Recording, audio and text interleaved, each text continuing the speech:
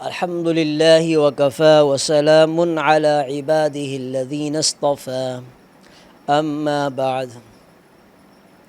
آج کا پارہ ہے 26۔ سورہ احقاف اس سپارے میں ابتدا میں شروع ہوتی ہے۔ یہ سورہ احقاف مکی ہے۔ اس میں 35 آیات اور 4 رکوع ہیں۔ اس صورت کا موضوع بھی دوسری مکی صورتوں کی طرح تینوں بنیادی اسلامی عقائد کا اثبات ہے۔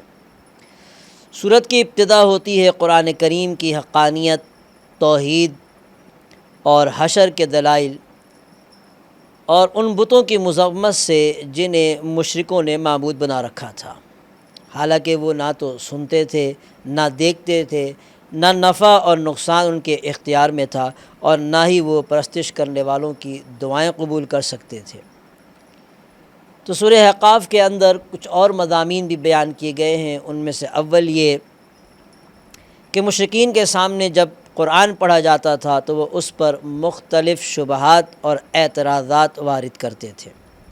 وہ کبھی تو اسے سحر کہتے اور کبھی آپ کا خود تراشیدہ کلام قرار دیتے، اور کبھی ایمان والوں کے بارے میں کہتے تھے کہ اگر کوئی اچھی چیز ہوتا تو یہ فقیر، غریب اور مزدور لوگ ایمان قبول کرنے میں ہم سے سبقت نہ لے جاتے۔ مشرکین کے اعتراضات کے ذکر کرنے کے بعد ان کے وہ مثبت جواب دیے گئے ہیں، اور سورہ احقاف ہمارے سامنے 2 متضاد نمونے پیش کرتے ہیں۔ پہلا نمونہ نیک بیٹے کا ہے کہ جس کا دل نور ایمان سے منور ہے اور اس کے قدم جادہ شریعت پر مضبوطی سے جمے ہوئے ہیں، اور جب اس کے والدین اسے پال پوس کر جوان کر دیتے ہیں، وہ جسمانی اور عقلی اعتبار سے حد کمال کو پہنچ جاتا ہے تو وہ اللہ سے 3 دعائیں کرتا ہے۔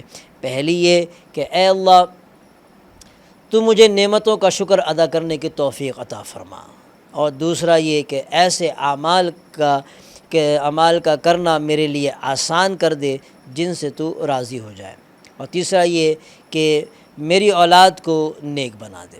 ایسی اولاد کے لیے اللہ کی طرف سے جنت کا وعدہ ہے۔ اور دوسرا نمونہ شقی اور نافرمان بیٹے کا ہے کہ جس کے والدین اسے ایمان قبول کرنے کی دعوت دیتے ہیں تو وہ جواب میں بڑے تکبر سے کہتا ہے کہ اف اف، تم مجھے یہ بتاتے ہو کہ مجھے زمین سے زندہ کر کے دوبارہ نکالا جائے گا، حالانکہ بہت سے لوگ مجھ سے پہلے گزر چکے، ان میں سے تو کسی کو میرے سامنے زندہ نہ کیا گیا۔ تو پہلا نمونہ ایمان اور ہدایت والوں کا، اور دوسرا نمونہ اہل کفر و طغیان کا ہے، اور دونوں کو اپنے اپنے اعمال کا بدلہ مل کر رہے گا۔ تیسرا مضمون جو بیان کیا گیا وہ یہ کہ یہ 2 متضاد نمونے بیان کرنے کے بعد سورہ احقاف قوم عاد کا قصہ بیان کرتی ہے، جنہوں نے حضرت ہود علیہ السلام کو جھٹلایا، جس کے نتیجے میں انہیں تباہ و برباد کر دیا گیا۔ انہیں عذاب دینے کے لیے بادل بھیجا گیا، چونکہ کئی دنوں سے شدید گرمی پڑ رہی تھی، اس لیے وہ بادل کو دیکھ کر خوش ہو گئے، اور انہیں یقین آ گیا کہ آج تو موسلا دھار بارش ہوگی، اور وہ خوشی کے مارے اپنے گھروں سے باہر نکل آئے، اور اس بادل کے نمودار ہوتے ہی تیز اور طوفانی ہوا چلنے لگی، اور قوم عاد کے لوگ بڑے قد آور اور جسیم تھے۔ ہوا نے انہیں اپنے دوش پر اٹھایا اور فضا میں لے گئی، اور یوں محسوس ہوتا تھا کہ کیڑے مکوڑے اڑ رہے ہیں، پھر انہیں زمین پر پٹک دیا۔ وہ زمین پر مردار پڑے یوں محسوس ہوتے تھے گویا کھجور کے کھوکھلے تنے پڑے ہوئے ہیں، اور قوم عاد کا واقعہ سنا کر اہل مکہ کو ڈرایا گیا کہ تم ان سے زیادہ طاقتور نہیں ہو، اگر سرکشی اختیار کرو گے تو تم بھی عذاب الہی کے لپیٹ میں آ جاؤ گے۔ چوتھا مضمون سورت کے اختتام پر یہ بتایا گیا کہ جو اللہ ارض و سما کو پیدا کرنے پر قادر ہے، وہ مردوں کو زندہ بھی کرنے پر قادر ہے۔ اور آخری آیت میں حضور اکرم صلی اللہ علیہ وسلم کو حکم دیا گیا ہے کہ آپ اولو العزم انبیاء کی طرح صبر کریں، اور صبر کا انجام ہمیشہ اچھا ہی ہوتا ہے۔ اس کے بعد سورہ محمد ہے۔ یہ سورہ محمد مدنی ہے، اور اس میں 38 آیات اور 4 رکوع ہیں۔ ہمارے آقا صلی اللہ علیہ وسلم کا اسم گرامی قرآن کریم کی صرف 4 سورتوں میں مذکور ہے: سورہ آل عمران، سورہ احزاب، سورہ محمد اور سورہ فتح۔ ان 4 مواقع کے علاوہ باقی تمام مقامات پر آپ کی کوئی نہ کوئی صفت بیان ہوئی ہے۔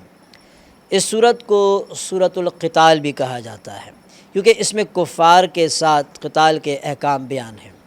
اس صورت کا موضوع حقیقت میں جہاد و قتال ہے، اور صورت کی ابتدا میں کفار اور مومنین کے درمیان فرق بیان کیا گیا ہے۔ کفار باطل کی اتباع کرتے ہیں اور اہل ایمان حق کی اتباع کرتے ہیں۔ جب انسانوں میں ان 2 گروہوں کا وجود ہوگا تو ان کے درمیان کشمکش بھی ہوگی، ٹکراؤ بھی ہوگا، معرکہ کارزار بھی گرم ہوگا۔ اس لیے فرمایا گیا کہ جب تم کافروں سے ٹکراؤ تو ان کی گردنیں اڑا دو، یہاں تک کہ جب ان کو خوب قتل کر چکو تو جو باقی بچیں انہیں مضبوطی سے قید کر لو۔ ان قیدیوں کو بطور احسان بھی آزاد کیا جا سکتا ہے اور فدیہ لے کر بھی چھوڑا جا سکتا ہے۔ اور تیسری صورت یہ ہے کہ اپنے قیدیوں کے ساتھ تبادلہ بھی کیا جا سکتا ہے۔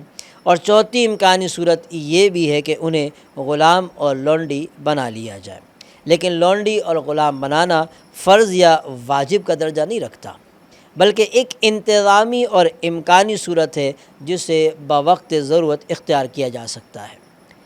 جس وقت جنگی قیدیوں کو لونڈی اور غلام بنانے کی اجازت دی گئی، اس وقت پوری دنیا میں نہ صرف یہ کہ جنگی قیدیوں کو غلام بنا لینے کا رواج تھا، بلکہ ظالم لوگ ایسے آزاد انسانوں کو بھی غلام بنا لیتے تھے کہ جن کا کوئی وارث یا طاقتور خاندان نہ ہوتا تھا۔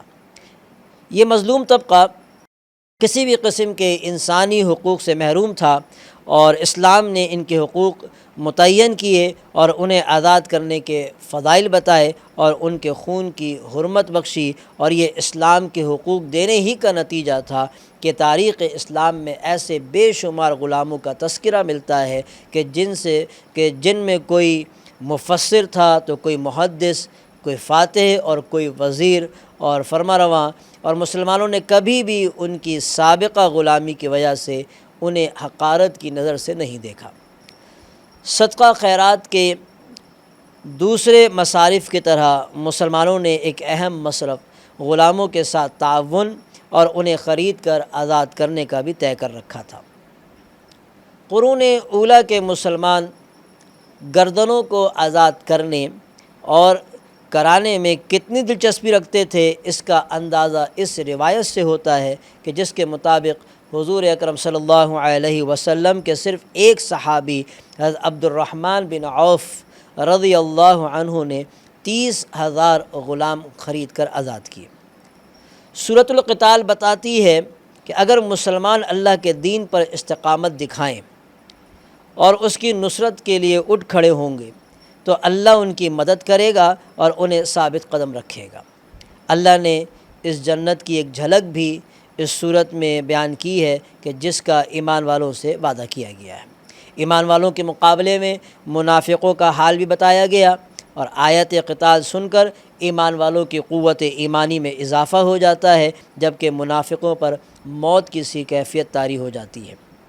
جہاد و قتال اور انفاق فی سبیل اللہ کی ترغیب دیتے ہوئے آخر میں گویا وعید کے انداز میں کہا گیا کہ اگر تم منہ پھیرو گے تو وہ تمہاری جگہ اور لوگوں کو لے آئے گا اور وہ تمہاری طرح کے نہ ہوں گے۔ سورہ محمد کے بعد سورۃ الفتح ہے۔ یہ مدنی ہے اور اس میں 29 آیات اور 4 رکوع ہیں۔ یہ صورت اس وقت نازل ہوئی جب رسول اکرم صلی اللہ علیہ وسلم حدیبیہ سے واپس تشریف لا رہے تھے۔ بخاری اور ترمذی میں حضرت عمر ابن خطاب رضی اللہ عنہ سے روایت ہے کہ رسول اکرم صلی اللہ علیہ وسلم نے فرمایا کہ آج شام مجھ پر ایسی صورت نازل ہوئی جو مجھے دنیا و ما فیہا سے بھی زیادہ محبوب ہے۔ پھر آپ نے سورہ فتح کی ابتدائی آیات تک کچھ حصہ تلاوت کیا۔ اس صورت کے مضامین بسہولت سمجھنے کے لیے مناسب معلوم ہوتا ہے کہ صلح حدیبیہ اور بیعت رضوان کا اختصار کے ساتھ تذکرہ کیا جائے۔ ہوا یوں کہ رسول اکرم صلی اللہ علیہ وسلم نے مدینہ منورہ میں خواب دیکھا کہ ہم مکے میں داخل ہوئے اور بیت اللہ کا طواف کیا۔ جب آپ نے صحابہ کرام کے سامنے یہ خواب ذکر کیا تو انہیں بہت خوشی ہوئی، کیونکہ وہ جانتے تھے کہ نبی کا خواب برحق ہوتا ہے۔ حضور اکرم صلی اللہ علیہ وسلم نے ذوالقعدہ 6 ہجری میں 1400 یا 1500 صحابہ کرام کے ساتھ عمرے کی نیت سے مدینہ منورہ سے روانہ ہوئے، اور جب آپ مکہ اور مدینہ کے درمیان پہنچے تو آپ کو بشر بن سفیان نے اطلاع دی کہ مکے والے آپ کی روانگی کی اطلاع پا کر باقاعدہ جنگ کی تیاری کر رہے ہیں۔ چنانچہ آپ نے حضرت عثمان بن عفان رضی اللہ عنہ کو قاصد بنا کر بھیجا تاکہ وہ مکے والوں کو سمجھائیں کہ ہم جنگ کی نیت سے نہیں آئے، ہمارا مقصد عمرہ اور زیارت کے سوا کچھ نہیں۔ حضرت عثمان رضی اللہ عنہ کے بارے میں یہ افواہ پھیل گئی کہ انہیں شہید کر دیا گیا۔ آپ نے درخت کے نیچے بیٹھ کر اپنے اصحاب سے عدم فرار پر بیعت لی، اور اس بیعت کو بیعت رضوان کہا جاتا ہے، کیونکہ تمام شرکاء بیعت کے بارے میں جو ہے وہ اللہ نے ان کے فرمایا کہ میں ان سے راضی ہو گیا ہوں، اس لیے اس کو رضوان کہا جاتا ہے۔ یہ افواہ بعد میں جھوٹی ثابت ہوئی اور پھر مذاکرات کا سلسلہ شروع ہوا۔ قریش کی طرف سے سہیل بن عمرو آئے اور بات چیت ہوتی رہی۔ بالآخر معاہدہ صلح ہو گیا، جس کے مطابق دونوں فریق 10 سال تک آپس میں امن و امان سے رہیں گے اور جنگ نہ کرنے پر متفق ہو گئے۔ اس معاہدے کی بعض شقوں سے بظاہر مسلمانوں کی کمزوری ثابت ہوتی تھی، لیکن اللہ تعالیٰ نے اسے فتح مبین قرار دیا۔ اس صلح کا فتح مبین ہونا اس وقت بعض مسلمانوں کے سمجھ میں نہیں آ رہا تھا، لیکن بعد کے حالات نے ثابت کر دیا کہ واقعی یہ فتح مبین تھی، اور ابتدائی اسلام سے اب تک مسلمانوں کو اس سے بڑی فتح حاصل نہ ہوئی، جس کا اندازہ اس بات سے لگایا جا سکتا ہے کہ حدیبیہ میں مسلمانوں کی تعداد کم و بیش 1400 تھی، جبکہ صرف 2 سال بعد جب 8 ہجری میں مکہ فتح ہوا تو حضور اکرم صلی اللہ علیہ وسلم کی زیر قیادت لشکر مجاہدین کی تعداد 10,000 تھی۔ یہ انقلاب معاہدہ امن کی وجہ سے برپا ہوا، اور جب مصالحت کے بعد مشرکین نے مسلمانوں کے ساتھ میل جول اور معاملات شروع کیے تو مسلمانوں کے کردار کی پختگی، زبان کی سچائی اور دامن کی عفت و عصمت اور معاملات کی صفائی نے مشرکوں کو یہ سوچنے پر مجبور کر دیا کہ آخر وہ کون سی مخفی قوت ہے جس نے کل کے شرابیوں اور راہزنوں کو زاہد و پارسا بنا دیا۔ ظاہر یہ قوت صرف ایمان تھی، اور اس حقیقت کو سمجھ لینے کے بعد ان کی گردنیں خود بخود ایمان کے سامنے جھک گئی۔ سورہ فتح اسی صلح حدیبیہ کے پس منظر میں نازل ہوئی، اور اس لیے اس میں ان واقعات کی طرف اشارے ملتے ہیں کہ جن کا اس کے ساتھ تعلق اور مناسبت ہے۔ ابتدائی آیات میں نبی کریم صلی اللہ علیہ وسلم کو عظیم ترین فتح کی بشارت سنائی گئی، اور ایمان والوں کے ساتھ جنت کا وعدہ، اور کافروں اور منافقوں کے لیے جو ہے وہ جہنم کی وعید ہے۔ پھر یہ صورت 2 متضاد گروہوں کا تذکرہ کرتی ہے کہ پہلا گروہ ان مخلص اہل ایمان کا ہے کہ جنہوں نے وطن سے دور اور غیر مسلح ہونے کے باوجود ہر جو ہے وہ اس پہ قائم رہے، اپنی جو ظلم ان پر ہوتا رہا اس پر رہے وہ، اور اللہ کے محبوب صلی اللہ علیہ وسلم کے مبارک ہاتھ پر بیعت اور جہاد کی، اور یہ عہد کیا کہ آپ کی قیادت میں فتح یا شہادت تک قتال کریں گے اور میدان جنگ سے راہ فرار اختیار نہ کریں گے۔ رب کریم کو ان کا یہ جذبہ پسند آیا اور فرمایا جو لوگ تم سے بیعت کرتے ہیں وہ اللہ سے بیعت کرتے ہیں، اور اللہ کا ہاتھ ان کے ہاتھوں پر ہے۔ اگلی آیت میں فرمایا گیا ہے کہ اے پیغمبر، جب مومن تم سے درخت کے نیچے بیعت کر رہے تھے تو اللہ ان سے خوش ہو گیا، اور ان کے دلوں میں جو ایمانی جذبہ تھا اس نے اسے جان لیا، تو ان پر تسلی نازل فرمائی اور انہیں جلد فتح عنایت کی۔ اور دوسرا گروہ ان منافقین کا تھا کہ جو حدیبیہ میں آپ کے ساتھ نہ گئے تھے، اور ان کا باطل گمان یہ تھا کہ رسول اکرم صلی اللہ علیہ وسلم کے ساتھ اور آپ کے ساتھ جانے والے مسلمان مکے سے زندہ سلامت واپس نہ آئیں گے۔ اللہ نے ان منافقین کے بارے میں اپنے نبی کو پیشگی اطلاع دے دی کہ جب آپ واپس جائیں تو یہ اپنے پیچھے رہ جانے کے بارے میں جھوٹے جو ہے وہ عذر پیش کریں گے۔ تو سورہ فتح وہ خواب بھی بیان کرتی ہے جو حضور اکرم صلی اللہ علیہ وسلم نے مسجد حرام میں داخل ہونے کے بارے میں دیکھا تھا، اور اس صورت کے اختتام پر 3 امور بھی بیان کرتی ہے۔ اور پہلا یہ کہ اللہ نے محمد صلی اللہ علیہ وسلم کو ہدایت اور دین حق دے کر اس لیے بھیجا ہے تاکہ آپ اسے سارے ادیان پر غالب کر دیں، اور انشاءاللہ تعالی قیامت سے پہلے ایسا ہو کر رہے گا۔ جہاں تک علمی اور برہانی غلبے کا تعلق ہے تو وہ آج بھی دین اسلام کو تمام ادیان عالم پر حاصل ہے۔ اور دوسرے نمبر پر آپ کے صحابہ کی تعریف کی گئی ہے کہ وہ کفار کے مقابلے میں بڑے سخت اور آپس میں بڑے مہربان ہیں، وہ سب رضا الہی کے طالب ہیں، اور آخر میں ان لوگوں کے ساتھ مغفرت اور اجر عظیم کا وعدہ ہے کہ جو ایمان لائے اور نیک عمل کرتے رہے، کہ اے اللہ تو ہمیں بھی ان میں سے جو ہے وہ بنا دے۔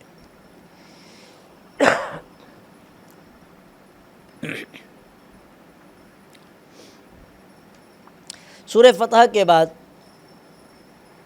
سورۃ الحجرات ہے۔ سورہ حجرات مدنی ہے اور اس میں 18 آیات اور 2 رکوع ہیں۔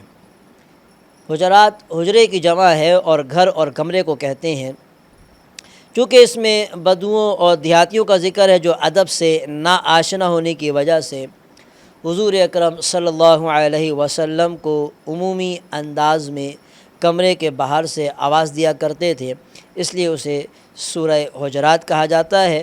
چونکہ اس صورت میں مکارم اخلاق بھی بیان ہوئے ہیں، اس لیے اسے سورہ اخلاق والادب بھی کہا جاتا ہے۔ اور اس صورت میں اللہ تعالیٰ نے اہل ایمان کو 5 مرتبہ یا ایھا الذین آمنوا کہہ کر مخاطب کیا ہے۔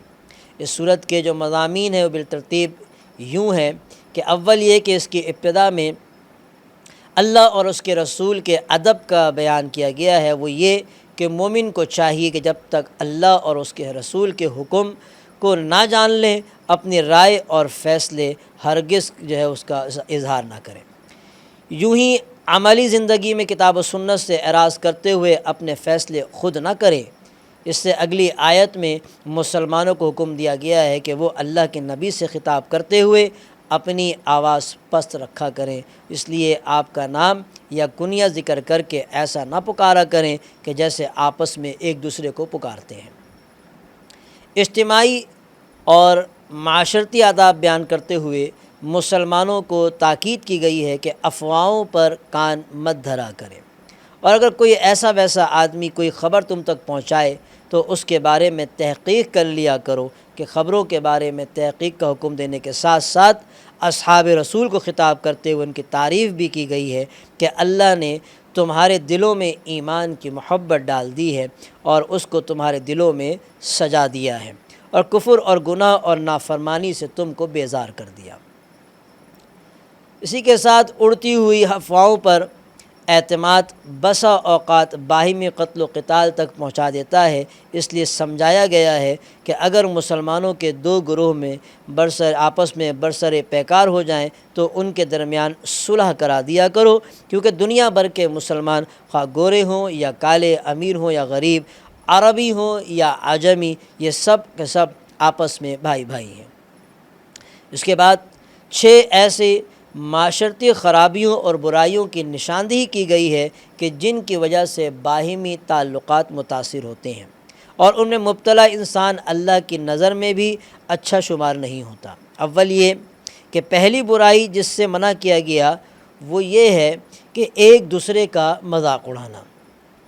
عام طور پر ایک شخص دوسرے شخص کا مذاق اڑاتا ہے، اور جب وہ اسے حقیر اور اپنے آپ کو اس سے بہتر سمجھتا ہے تو اس لیے فرمایا گیا کہ جن کے ساتھ تم تمسخر کر رہے ہو سکتا ہے کہ وہ اللہ کے نزدیک جو ہے اس کی نظر میں زیادہ بہتر ہو۔ اس لیے کسی کا تم مذاق نہ اڑاؤ، نہ کوئی شخص کسی کا مذاق اڑائے، نہ کوئی عورت کسی کا مذاق اڑائے کسی دوسری عورت کا، اور نہ کوئی قوم کسی دوسری قوم کا مذاق اڑائے کہ معلوم نہیں کہ جس کا تم مذاق اڑا رہے ہو وہ اللہ کی نظر میں زیادہ بہتر ہو۔ اور دوسری برائی ایک دوسرے پر عیب لگانا، طعنہ دینا، ذلیل اور رسوا کرنا۔ اور تیسری برائی یہ کہ کسی کو برے لقب سے پکارنا یا اس کا نام بگاڑ کر اس کو پکارنا۔ اور چوتھی برائی یہ کہ کسی کے بارے میں بدگمانی کرنا۔ اللہ کے نبی نے بدگمانی کو بدترین جھوٹ قرار دیا ہے۔ اور پانچویں برائی ہے کہ مسلمانوں کے عیوب اور کمزوریوں کو تلاش کرنا اور ان کی ٹو میں لگے رہنا۔ یہ برائیوں سے منع کیا گیا، ان سے روکا گیا، کیونکہ یہ وہ برائیاں ہیں کہ جو انسانوں میں آپس میں نفرت پیدا کر دیتی ہیں اور جو ہے وہ نوبت لڑائی جھگڑے تک پہنچ جاتی ہے۔ حضرت ابو برزہ اسلمی رضی اللہ عنہ سے روایت ہے کہ رسول اللہ صلی اللہ علیہ وسلم نے ہمارے سامنے خطبہ دیتے ہوئے ارشاد فرمایا کہ اے وہ لوگو، اپنی زبان سے تو ایمان لائے ہو مگر تمہارے دلوں میں ایمان داخل نہیں ہوا۔ تم مسلمانوں کے عیوب کی ٹو میں مت لگو، جو ایسا کرے گا اسے اللہ تعالیٰ گھر کے اندر رسوا فرما دے گا۔ اور چھٹی معاشرتی برائی جس سے ان آیت میں منع فرمایا گیا ہے وہ یہ ہے کہ ایک دوسرے کی غیبت کرنا۔ غیبت کرنے کو اللہ تعالیٰ نے مردہ بھائی کا گوشت کھانے کے ساتھ تشبیہ دی ہے۔ غیبت کرنے کی اللہ تعالیٰ نے ایسی مثال بیان فرمائی ہے جس سے ہر سلیم الطبع انسان نفرت کرتا ہے۔ غیبت کرنے والا کسی جانور کا نہیں بلکہ انسان کا گوشت کھاتا ہے، اور جس انسان کا گوشت یہ کھا رہا ہے وہ کوئی غیر نہیں بلکہ اس کا اپنا مسلمان بھائی ہے، اور وہ گوشت کسی زندہ کا نہیں بلکہ مردہ کا کھاتا ہے۔ تو باہمی تعلقات کی خرابی کا ایک بڑا سبب حسب نسب اور مال و دولت پر فخر و غرور بھی ہوتا ہے، اس لیے سورہ حجرات میں اس کی بھی جڑ کاٹ دی گئی اور واضح کر دیا گیا کہ قوم، قبیلہ، ذات پات اور رنگ و نسل جیسی غیر امتیازی چیزوں میں سے کوئی چیز بھی انسان کو اللہ کے ہاں مکرم اور محبوب نہیں بناتی۔ اللہ کے ہاں عزت کا معیار صرف تقویٰ ہے، یعنی ہر قسم کے شرک اور حرام سے بچنا، اللہ اور اس کے رسول کے اطاعت کرنا، یہی اللہ کے سب سے زیادہ محبوب ہے۔ حدیث میں آتا ہے کہ رسول اللہ صلی اللہ علیہ وسلم نے فرمایا کہ اے لوگو، بے شک اللہ تعالیٰ نے تم سے زمانہ جاہلیت کی آر اور آبا پر تفاخر کو ختم کر دیا ہے۔ لوگ بس دو ہی قسم کے ہیں، کچھ لوگ وہ ہیں جو نیک، متقی اور اللہ تعالیٰ کے ہاں معزز ہیں، اور کچھ لوگ وہ ہیں جو اللہ کی نظر میں شقی اور ذلیل ہیں۔ اور ارشاد باری تعالیٰ ہے کہ بے شک اللہ کے نزدیک تم میں سے زیادہ معزز وہ ہیں جو زیادہ تقوی والے ہیں۔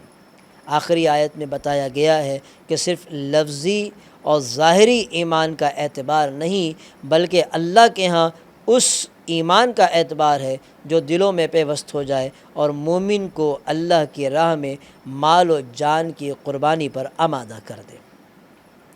سورۃ الحجرات کے بعد یہاں 26ویں سپارے میں سورہ قاف ہے۔ یہ مکی ہے اور اس میں 45 آیات اور 4 رکوع ہیں۔ یہ سورت اسلام کے بنیادی عقائد پر مشتمل ہے اور اسے عام طور سے نبی کریم صلی اللہ علیہ وسلم جمعے اور عیدین جیسے بڑے اجتماعات میں پڑھا کرتے تھے۔ اس سورت کی ابتدا میں قرآن مجید کی قسم کھائی گئی ہے اور قسم کا جواب محذوف ہے، یعنی کلام میں مذکور نہیں، اور وہ ہے لیبعثن، کہ انہیں مرنے کے بعد دوبارہ ضرور زندہ کیا جائے گا۔ یہ سورت بتاتی ہے کہ مشرکین کو دوسری زندگی اور انہی میں سے ایک انسان کے نبی بننے پر بڑا تعجب ہوتا ہے، حالانکہ محسوسات کی اس دنیا میں ایسے عجائبات اور مخلوقات کی کوئی کمی نہیں جن میں غور و فکر کر کے انسان اللہ کی بے پناہ قدرت کا ادراک کر سکتا ہے۔ ان سے پہلے قوم نوح، قوم ثمود، قوم عاد، قوم لوط، قوم فرعون اور قوم شعیب بھی انہی کی طرح تکذیب کا راستہ اختیار کر کے ہلاکت سے دوچار ہو چکے۔ یہ سورت انسان کو اس کی مسئولیت کا احساس دلاتی ہے کہ انسان دل میں جو وساوس اور خیالات گزرتے ہیں ان تک اللہ کا جو ہے اللہ کو علم ہے، اور اس کے ساتھ دو فرشتے ہیں جو اس کے اعمال و اقوال کی نگرانی کرتے ہیں۔ جب موت آئے گی تو وہ انسان کے اعمال نامے کو لپیٹ دیں گے اور پھر اسے میدان حشر میں اپنے اعمال کا حساب اور جواب دینا ہوگا۔ اس صورت کے اختتام پر رسول اکرم صلی اللہ علیہ وسلم کو مشرکین کے بیہودہ گوئی پر صبر کی تلقین اور صبح و شام اللہ کی تسبیح اور عبادت کی تلقین کی گئی ہے، اور آخری آیت میں فرمایا گیا ہے کہ یہ لوگ جو کچھ کہتے ہیں ہمیں خوب معلوم ہے، اور تم ان پر زبردستی کرنے والے نہیں ہو۔ جو ہمارے عذاب کی وعید سے ڈرے اسے قرآن سے نصیحت کرتے رہو۔ سورہ قاف کے بعد سورۃ الذاریات ہے، یہ مکی ہے اور اس میں 60 آیات اور 3 رکوع ہیں۔ اس صورت کے آغاز میں 4 قسم کی ہواؤں کی قسم کھا کر اللہ فرماتے ہیں کہ جس چیز کا تم سے وعدہ کیا ہے وہ سچ ہے اور انصاف کا دن ضرور واقع ہوگا۔ پھر آسمان کی قسم کھا کر فرمایا کہ تم ایک متناقض بات میں پڑے ہوئے ہو، کل کے کافر ہوں یا آج کے کافر ہوں، یہ سب کسی ایک بات پر متفق نہیں۔ قیامت کے بارے میں، قرآن اور صاحب قرآن کے بارے میں ان کے اقوال بالکل مختلف ہیں۔ پھر یہ صورت متقین کا اچھا انجام اور ان کی اعلیٰ صفات بتاتی ہے کہ وہ نیک اعمال کرتے ہیں، رات کو کم سوتے ہیں، سحر کے وقت توبہ اور استغفار کرتے ہیں۔ ان کے اموال میں مانگنے والوں اور نہ مانگنے والوں دونوں کا حق ہوتا ہے۔ متقین کی صفات بیان کرنے کے بعد اللہ تعالیٰ کی عظمت و قدرت کے 3 دلائل ذکر کیے گئے ہیں۔ پہلی نشانی زمین، ارشاد ہوتا ہے کہ اور زمین میں یقین کرنے والوں کے لیے بہت سی نشانیاں۔ اس کے بعد زمین گول ہونے کے باوجود ایسے بچھا دی گئی جیسے کوئی بچھونا بچھایا جاتا ہے۔ اس میں آنے جانے والوں کے لیے راستے ہیں، اس میں میدان بھی ہیں، پہاڑ بھی ہیں، سمندر بھی ہیں، دریا بھی ہیں، گنگناتے چشمے بھی ہیں، اور لوہے، تانبے، سونے، چاندی، کوئلہ اور پیٹرول جیسی خاموش معدنیات بھی ہیں۔ اس میں رب تعالیٰ نے وہ سب کچھ رکھ دیا ہے جس میں انسانوں کو زندگی گزارنے کے لیے ضرورت پیش آ سکتی ہے۔ اور دوسری نشانی خود انسان ہے کہ جو کہ حقیقت میں عجائب میں سے سب سے بڑا عجوبہ ہے۔ کروڑوں اور اربوں انسانوں میں سے ہر ایک کی صورت، رنگ اور چلنے کا انداز، لہجہ، آواز، طبیعت اور عقلی سطح مختلف ہیں۔ اسے سننے، دیکھنے، بولنے، سوچنے، محسوس کرنے، سانس لینے، ہضم کرنے، خون کی گردش، رگوں کے پھیلاؤ اور اعصاب کا ایسا باریک اور محکم نظام دیا گیا ہے جس کے مقابلے میں جدید سے جدید ترین آٹومیٹک آلات کچھ بھی حیثیت نہیں رکھتے۔ اس لیے فرمایا گیا ہے کہ اور خود تمہارے نفوس میں بھی تو نشانیاں ہیں، کیا تم دیکھتے نہیں؟ حضرت قتادہ رحمہ اللہ فرماتے ہیں کہ جو شخص اپنی تخلیق کے بارے میں غور و فکر کرے گا وہ جان لے گا کہ اسے پیدا کیا گیا ہے اور اس کے جوڑ اور اعضاء عبادت کے لیے نرم ہو جائیں گے۔ اور تیسری نشانی یہ بیان کی گئی ہے کہ اور تمہارا رزق اور جس چیز کا تم سے وعدہ کیا جاتا ہے آسمان میں ہے۔ انسان کی زندگی اور اسباب زندگی کی فراہمی کا بہت زیادہ انحصار آسمان پر ہے۔ بارش برستی ہے جس سے زمین پر بسنے اور اگنے والی ہر چیز کو بشمول انسان زندگی حاصل ہوتی ہے۔ اگر سورج طلوع نہ ہو تو نہ کوئی کھیتی اگے اور نہ کوئی جانور دودھ دے۔ ثابت ہوا کہ انسانی زندگی بارش کے برسنے اور شمس و قمر کے ظہور پر موقوف ہے، اور موسموں کا بدل بھی انہی سے تعلق رکھتا ہے، اور جو کہ غلہ جات کو اگانے اور پکانے میں خاص تاثیر رکھتا ہے۔ پارہ 26 کی آخری آیت میں ان فرشتوں کا ذکر ہے کہ جو ابراہیم علیہ السلام کے پاس مہمانوں کی شکل میں آئے تھے، اور آپ نے انہیں انسان سمجھتے ہوئے اپنی کریمانہ عادت کے مطابق بچھڑا ذبح کر کے فوراً کھانا تیار کر لیا تھا۔ یہاں 26واں سپارہ ختم ہوا۔ وآخر دعوانا ان الحمدللہ رب العالمین۔